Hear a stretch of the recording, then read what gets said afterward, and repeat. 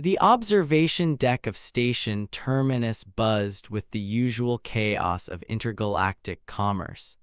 Merchants from 100 worlds haggled over cargo manifests while translators chirped and whistled in countless tongues. But in the corner booth furthest from the viewport, there sat a figure no one looked at twice.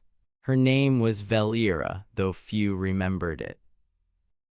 She wore the traditional shroud of her people, a flowing garment of midnight blue that covered her from crown to floor, with only a mesh veil where her face should be.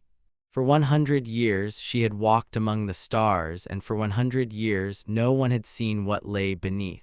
The HFY were a dying race. Once they had been countless, their homeworld a jewel of culture and art.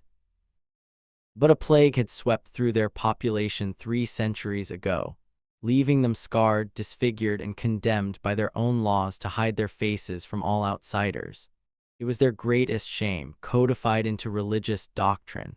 To show one's face was to invite death not from disease but from the executioner's blade. Velira had been 23 when the last of her family died. Now at 123 by the standard galactic calendar, she was alone, the youngest of her kind. Perhaps the last. She sat in her corner booth every day selling information. She had a gift for languages, for reading between the lines of contracts and treaties. People would slide data chips across the table, ask their questions, and she would answer in her soft, melodic voice. They would pay, they would leave. They never asked about her face until the human arrived. His name was Marcus Webb, and he was catastrophically lost. He stumbled onto the observation deck with the bewildered expression of someone who had taken 3 wrong turns and ended up in a different sector entirely. His standard-issue trader jumpsuit was rumpled, his dark hair stuck up at odd angles, and he carried a data pad that was clearly malfunctioning, judging by the way he kept smacking it against his palm. "Excuse me," he said, approaching her booth without hesitation. "I'm trying to find the registration office for new trade licenses, and my pad just told me it's located in a nebula 40 light-years away, which seems improbable." Velira tilted her head. Humans were relatively new to the galactic community, only 200 years since first contact. They had a reputation for being friendly, reckless, and utterly unable to follow social protocols. "Third level, Eastern Corridor, door marked with the blue spiral," she said.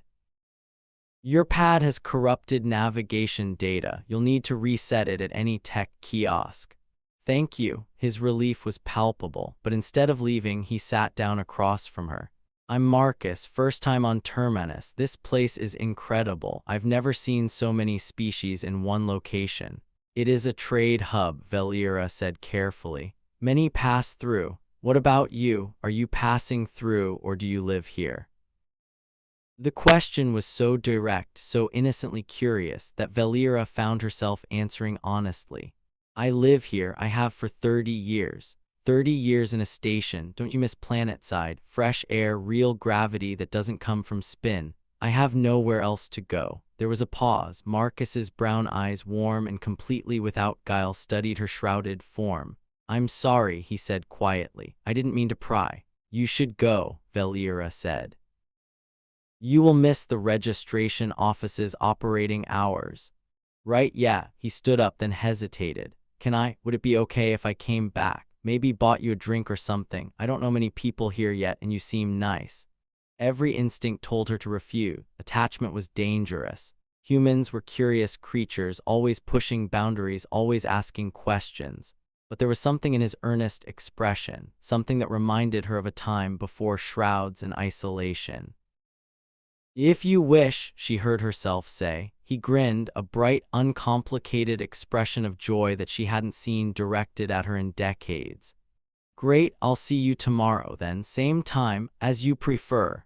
He left, and Velira sat in her booth, wondering what she had just agreed to. Marcus returned the next day and the day after that. He brought her drinks from various vendors, some terrible, some surprisingly good.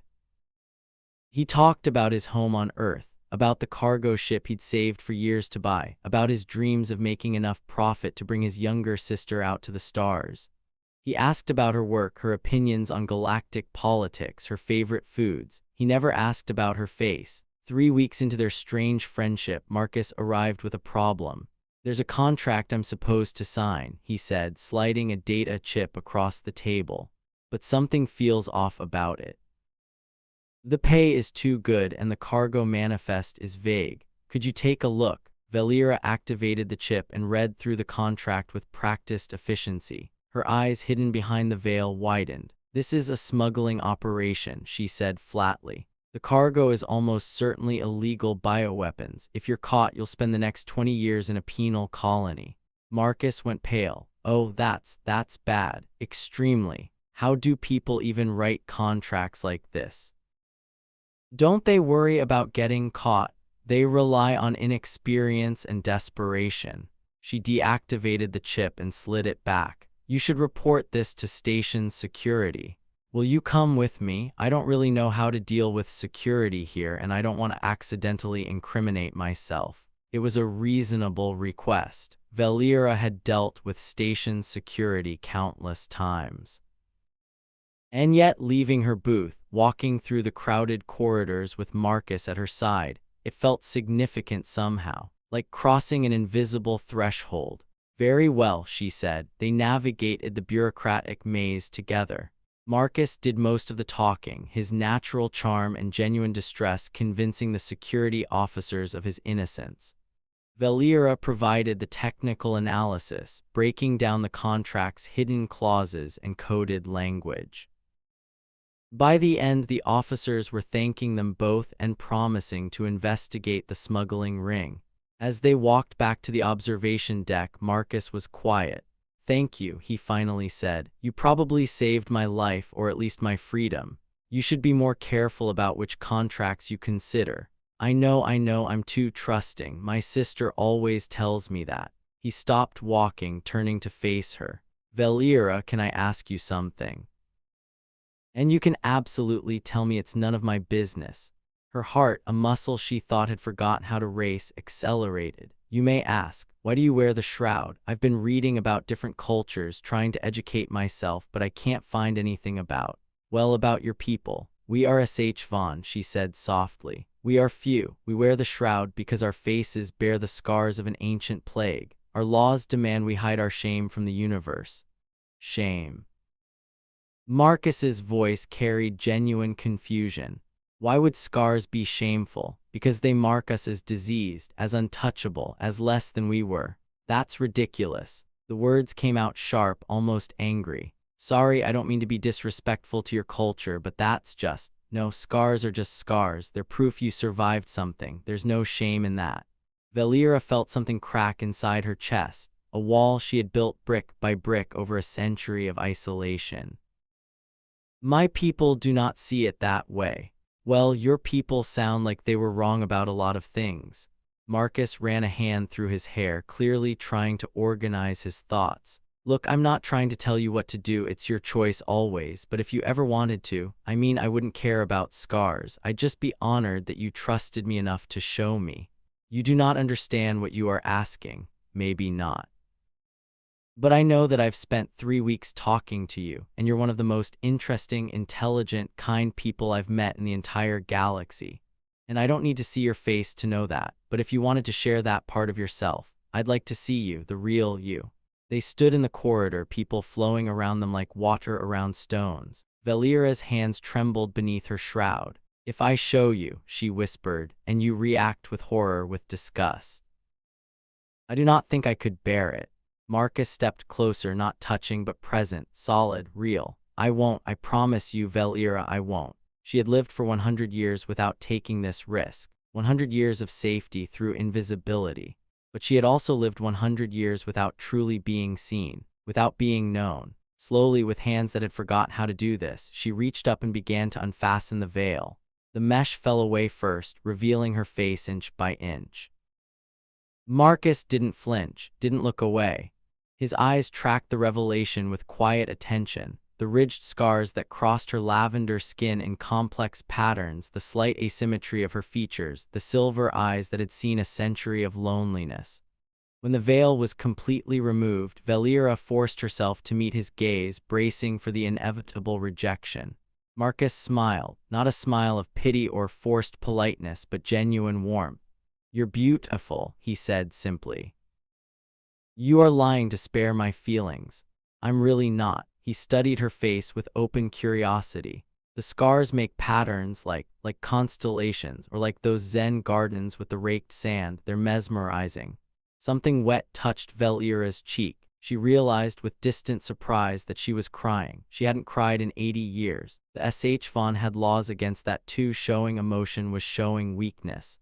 "I have broken every law of my people," she said, voice breaking. "I have shown my face. I have let someone see me. If there were any left to judge me, they would demand my death." "Good thing they're not here then." Marcus pulled a handkerchief from his pocket, an actual cloth handkerchief, incredibly old-fashioned, and offered it to her.